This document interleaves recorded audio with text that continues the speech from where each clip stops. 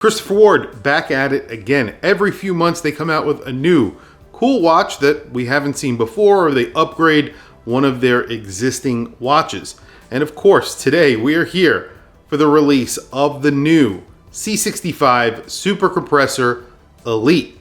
This is a revamp of one of their very popular dive watches, a super compressor that they came out with around 2020. This was an actual super compressor because a lot of watches out there are super compressor style, but not really super compressors. They actually made a super compressor that works, so when you dive, the water resistance would actually increase with water pressure. That's pretty cool, and obviously something that's not being done currently by many brands out there. Actually, almost no brands are doing it right now. So this was something that Christopher Ward wanted to do. Why? Just because it's cool. And now they're coming out with a new version of it. It's a Super Compressor Elite. That Elite will give you a little bit of a hint here. This is a little bit of an upgraded version of that original Super Compressor. This is also taking inspiration from a limited edition watch that I thought was awesome, so awesome that I actually bought it, and we'll talk about that during the video. So let's take a look hands-on at Christopher Ward's latest release, the C65 Super Compressor Elite. So here it is. This is the C65 Super Compressor Elite. So they've changed the name a little bit. However, it is inspired by the original Super Compressor, a genuine super compressor made by Christopher Ward back in 2020. So now fast forward to 2024. This is their second version of that watch. It's an upgraded version of that original 2020 release. It's also inspired by a limited edition Christopher Ward, the dive timer. That's what you're getting on this dial. That dial is a direct homage to the original dive timer limited edition that they did somewhere around the time that this watch actually came out, and that is a decompression dial. So the dial is a scale for decompression. You also get an inner rotating bezel. This is a super compressor, a true super compressor. You could actually see the aluminum ring that is a spring in the caseback. Essentially all that does is increase water resistance as you descend deeper. So this is old technology from the 1970s, but obviously it looks really cool. You could see that ring from the caseback. They also put a coin on the caseback. So you have a see-through caseback plus that vintage coin that's sitting on the caseback, which looks really cool. That coin is an EPSA logo. It says Christopher Ward on there as well. And that was to denote that this was a genuine, or back in the 1970s, this would be a genuine super compressor, because there's a lot of copies out there. There are tons of brands that make super compressor style cases.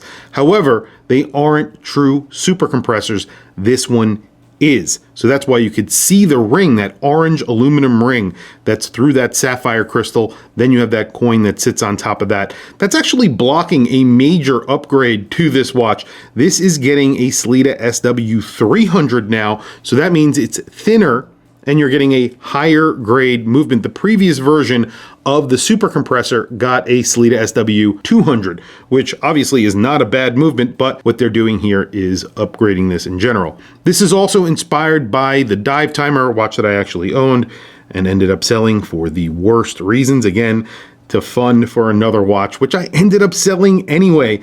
Sometimes I really do kick myself, but here we are. This is my second opportunity to get that watch. That watch actually selling for over list price on places like eBay. Kind of the reason why I sold it, and I really do regret selling that watch. This is a dive watch. You're getting 150 meters of water resistance. You're getting a clicky inner rotating bezel. That is not something that you see very often. You don't get a screwed in crown for the bezel, but you could see, and you can actually hear the clicks. There are actual clicks to each one of those little notches. So it actually sounds and feels really good. Almost not exactly like a outer rotating bezel, but it's an inner rotating bezel, and obviously you have dual crowns here. So this crown right here is for operating the time. That's basically it. So you have an inner rotating bezel, you have a boxed sapphire crystal that gives it a very vintage look. You have a polished bezel on here, which is very, very small, giving it a little bit more real estate, giving the dial a little bit more real estate. So it actually looks a little bit bigger than its dimensions. You have the light catcher case, you have those dual crowns. The crown that operates the bezel has a little orange ring in it that echoes the orange ring on the caseback, which looks awesome. And then you have the Christopher Ward logo on the crown that operates the time. The crowns are around 6.5 millimeters. I've measured the case a few times. They say it's a 41 millimeter case. I measure 40.7. So it's slightly under 41 millimeters, but I think it wears like a 41 millimeter case. Thickness is 13.75 millimeters. I measured 13.7, somewhere around that range. That's including the coin on the back. However, it does wear a little bit thinner than that because that coin sort of sits in your wrist really well. The lug to lug is around 47 millimeters. Like I was saying before, the light catcher case is gorgeous. The light catcher case on Christopher Ward watches are just beautiful cases. You have a beautiful line of polish on the top and the bottom. Brushing is perfect. The transitions between brushing and polishing are excellent. A beautiful, beautiful case. It's one of the best cases that you can get under $2,000. There are watches with way higher price points that cost a lot more money with finishing that is not as good as Christopher Ward. The dial is metallic. You're getting a blue and orange scale on that dial. That is the dive timer scale. And then there is applied indices. That dive timer scale is inspired by the dive timer. It is a decompression scale. Obviously, if you're a diver, you know what that is. If you are not, I will put a link down in the description on how a dive timer works.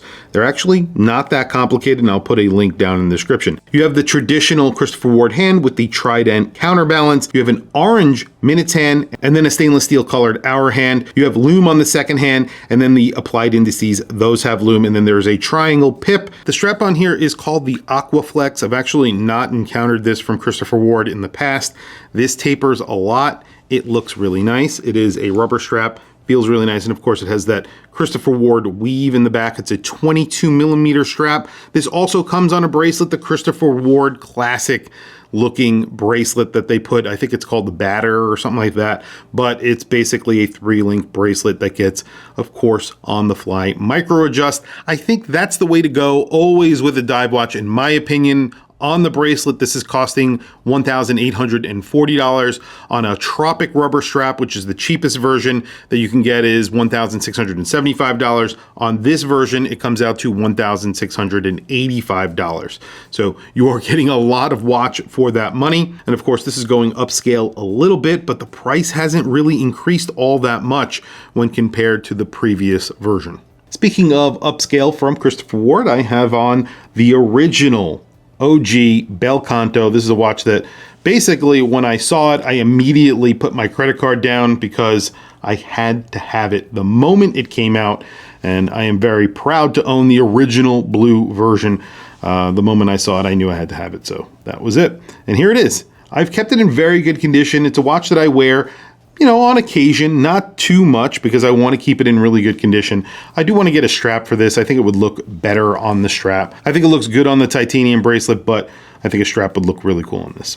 Well, there it is on my 7.5 inch wrist. This is a 41 millimeter watch. I measured 40.7 millimeters. It's a 47 millimeter lug to lug and around a 13 millimeter thickness. The 13.75 is what they're saying. I measured 13.7, which is really basically the same, but you could see that it wears more like a 13 millimeter or maybe a 12.5 millimeter thick watch. That's because that coin that's on the back does add a little bit of thickness, but you actually don't feel that thickness. It doesn't look thicker because of that coin. I think it actually looks like a pretty thin diver. You get 150 meters of water resistance on this watch. It is a vintage inspired dive watch that actually gets some really cool vintage tech, and that's the reason why they're giving you 150 meters of water resistance rather than 200 or 300 or something like that. They've also made a lot of upgrades. That dial, like I was saying before, is a few different colors. You have orange, light blue, dark blue, but there is a gradient effect from the top of the dial to the bottom of the dial, from a light blue to a very dark blue all the way at the bottom of that dial, and it is metallic. So there's a lot going on the dial. You have lumed indices on the dial, and then you have that lumed pip in that rotating bezel, and then you have lume in the hands. We'll do a Lume Shot right now. Well, there you go. Lume isn't terrible. There's not a ton of real estate for the Lume, so the indices are very, very small because of that dive timer style dial. You're not getting a ton of Lume on those indices. You have a Lume pip right there for orientation. You could hear and feel that bezel. It feels so nice. The bezel is really, really nice on here. And that gives you orientation in the dark. So you have that pip right at the 12 o'clock. So obviously that gives you a little bit of an orientation in the dark. Pretty nice, and the hands are very liberally applied with Lume. The only complaint I guess I would have is I wish the indices were a little bit bigger so there would be more Lume in them. That's probably my only complaint about this watch. I would definitely get it on the bracelet and then buy this strap as an option, as a second option for the watch in general. I think this strap is awesome, but I would definitely go with the bracelet on a watch like this because the bracelets from Christopher Ward are 100% worth every penny, and it's around, I think around $200 more. It's definitely worth it all day long to get this on a bracelet. The bracelets are great at Christopher Ward. Another awesome watch from Christopher Ward. They've made improvements on this watch. They've put a better movement inside. They're doing a lot over there, and they constantly keep on coming out with really cool watches. Tell me what you guys think down in the comments below. I want to hear from you guys. Please also don't forget to like, subscribe, hit that bell icon. Super helpful for the channel, and I very much appreciate it.